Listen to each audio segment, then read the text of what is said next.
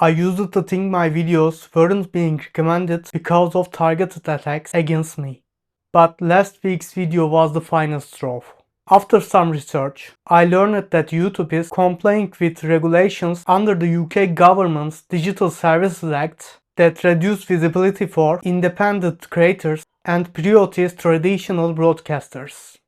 They are trying to create their own version of a utopia where everything is positive, building what they consider advertiser-friendly and government-aligned algorithms. In an official notification I see, it explicitly states channel growth for independent creators can be blocked, prompting what they want while suppressing dissident voices. That's censorship.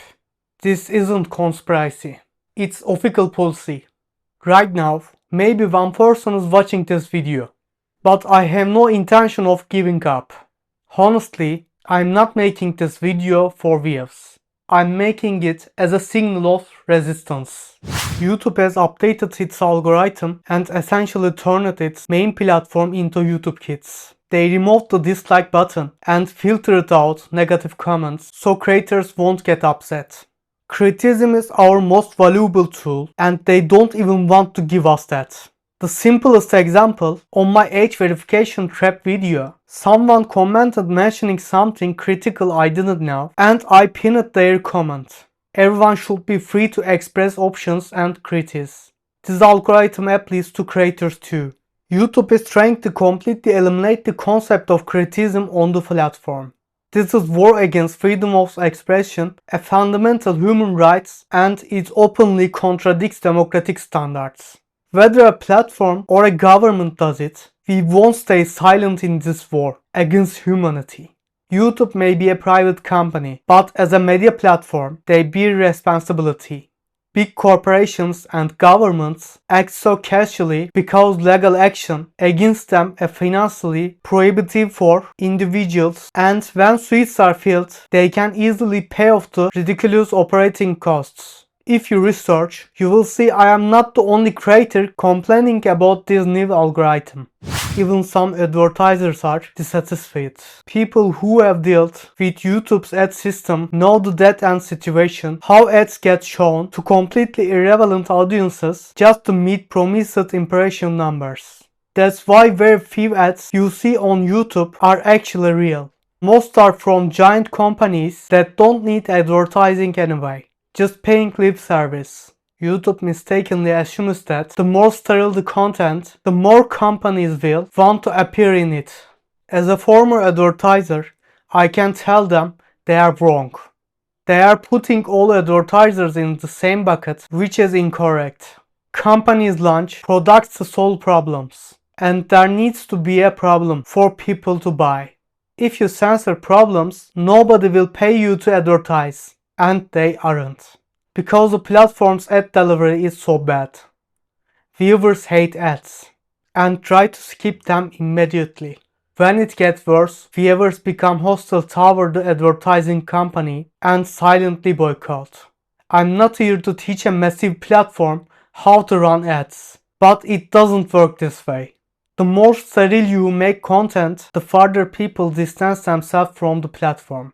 If you say I am a global giant, nothing will happen to me, let me remind you what happened to Nokia, Minet, and similar mega corporations that considered themselves untouchable.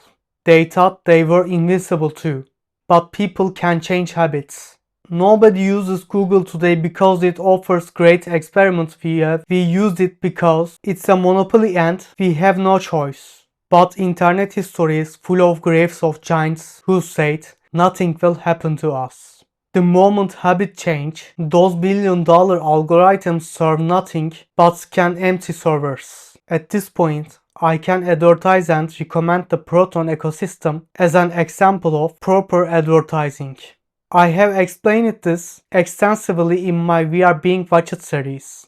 As you know, Proton Mail, Proton VPN, and similar services were built specially to counter this censorship and surveillance issues. I have put the links in the description. Balance between problem and solution is essential for any advertisement. If Google didn't have a quality and security issues, I couldn't make this ad. Regarding authoritarian governments that want to control everything, they have done this throughout history. If you are censoring, it means you are doing something unethical or illegal in the background. Today it's the UK, tomorrow another country. Using children's safety as an excuse to restrict people as much as possible. They are now trying to take everything from us. If Google allows this today, the internet will resemble government television, a propaganda machine. If YouTube doesn't bow to this, they should lift restrictions on VPNs and privacy tools, and if they do, I will give them full support in this matter. Still, this isn't the first time I have been restricted, so I am continuing. Now, let's talk about YouTube's projects to create a Wonderland.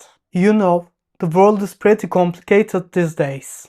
Wars, crises, security issues, lawlessness, where evolving technology is handling. If we don't discuss all this, that's when the biggest problem starts. And if YouTube, the most popular video sharing and distribution platform, doesn't do its part and distributes these videos, it becomes a trigger for this crisis. For the past few years, people's minds have been numb, scrolling through those empty vertical videos on social media. They have rotted their brains to the point where they can't even remember what they watched. If someone like me doesn't wake these people up, this crisis continues and nobody raises their voice. Especially now. Removing the concept of criticism accelerates this. They have built a mechanism focused entirely on who's dragging people more, who keeps viewers on the platform longer. I asked the companies advertising to those zombied people, compared to those viewer numbers, how many people actually buy your product? Probably very few. Even if I am wrong, there is already an algorithm where you can't comment that I'm mistaken. The internet was a sanctuary where we escaped traditional media's censorship and biased broadcasting. Now, YouTube wants to trap us in a children's TV channel where we watch, can't criticize, can't hit dislike. We are facing an artificial utopia. And this utopia is the dystopia of freedom of expression. At this point, stepping back wouldn't suit us. If necessary, I will change the platforms, but as out of the system, I will continue this white rabbits movement I started. If I go down this path, I'll announce it. I'm leaving my Instagram page in the description. I'm Mert Tamtürk.